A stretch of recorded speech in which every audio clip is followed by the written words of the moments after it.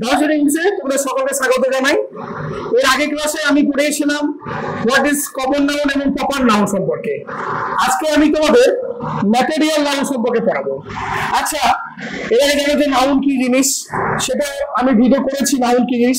বিশেষভাবে যদি জানতে চাও আরো ভালো করে, তাহলে আমার মেন পেজে গিয়ে তোমরা সকলেই পেজটা ফলো করো, তাহলে বুঝতে পারবে। আচ্ছা চলো, ম্যাটেরিয়াল নাউন কি জিনিস। আচ্ছা, ম্যাটেরিয়াল কথাটা অ্যাকচুয়ালি পদার্থের সাথে যুক্ত, তাই তো? তোমরা আশেপাশে তোমরা অনেক পদার্থ দেখতে পাও, জল, সোনা, তামা, লোহা, এই সমস্ত কিছু। তাহলে নাউন মানে আমরা যা কিছু চোখে দেখতে পাই এবং অনুভব করতে পারি। আরে সোনা চোখে দেখা যায় তো, সোনাটা কি ম্যাটেরিয়াল নাউন।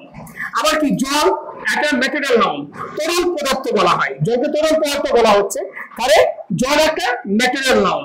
আচ্ছা লোহা, লোহা কি, সেটা একটা ম্যাটেরিয়াল পদার্থ। তাহলে এগুলো সবই ম্যাটেরিয়াল নাউন। কিন্তু একটা জিনিস ভালো করে মনে রাখবে যে চেয়ারটা তৈরি হয়েছে কি দিয়ে? কাঠ দিয়ে। তো চেয়ারটা একটা কমন নাউন, কিন্তু চেয়ারটা তৈরি হয়েছে কাঠ দিয়ে, উড। তো সেখানে উডটা কিন্তু ম্যাটেরিয়াল নাউন। আবার দেখবে বাড়ির মেয়েরা সবাই গয়না পরে, গয়না, ঠিক আছে, অর্নামেন্টস। তো অর্নামেন্টসটা যে জিনিসটা দিয়ে তৈরি হচ্ছে সেটা গোল্ড, গোল্ড দিয়ে তৈরি, গোল্ডটা হয়ে যাবে ম্যাটেরিয়াল নাউন। কিন্তু অর্নামেন্টস গয়নাটা কি হবে? সেটা কিন্তু কমন নাউন হবে, ঠিক আছে। সিলভারও হতে পারে তোমার, তারপরে ব্রোঞ্জও হতে পারে, কপারও হতে পারে, এগুলো সমস্ত কিছু হচ্ছে ম্যাটেরিয়াল নাউন।